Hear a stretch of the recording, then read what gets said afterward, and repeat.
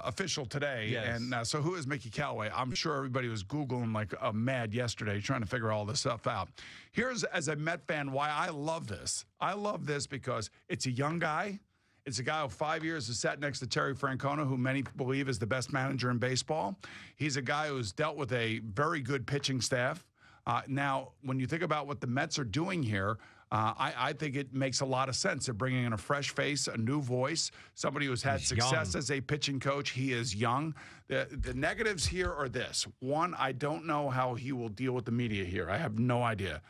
The other negative I would say is he's coming from the American League, and he's been sitting next to an American League manager. Now you're coming to the National League, and it is significantly different. You know that. I know that.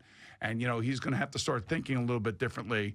And then the third thing is can a young guy like him have an impact on an older player like Cespedes? Because ultimately, you know, if Cespedes is going to play 100 games again this year or whatever the hell he's going to do, there's got to be somebody who's going to motivate him. Well, here's the thing about Cespedes. He actually acknowledged the fact that he was too strong and muscular, like Syndergaard really didn't, oh, by the way.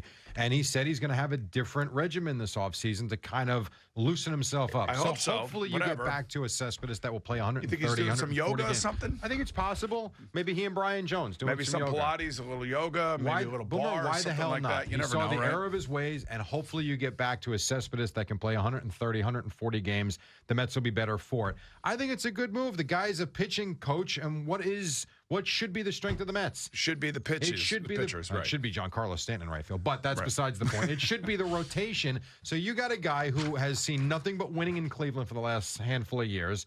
He's dealt with a really good rotation, whether it's been Kluber or Tomlin or Bauer or Carrasco, whoever it might be.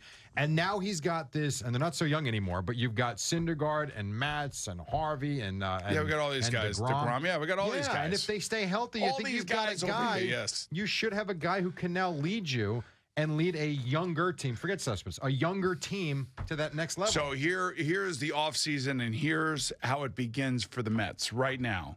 So my feeling is that they're doing the right thing, that they're looking for a new age guy, somebody who's got the pulse of today's player, somebody who's been successful, somebody who's young, somebody who's going to bring a lot of energy. You would think a lot of energy. Now it's going to be very important to see who he keeps on his staff, whether it be Kevin Long or what he's going to do and who he's going to bring with him. And, you know, let's face it.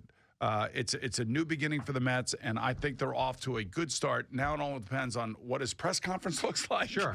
And then when we finally get to spring training, how he deals with the media, how he talks to the media, and whether or not the Met fan is going to like the way he does his, goes about his business. And no disrespect to whoever is there on the staff that's still under contract. I know Kevin Long's contract is up next week.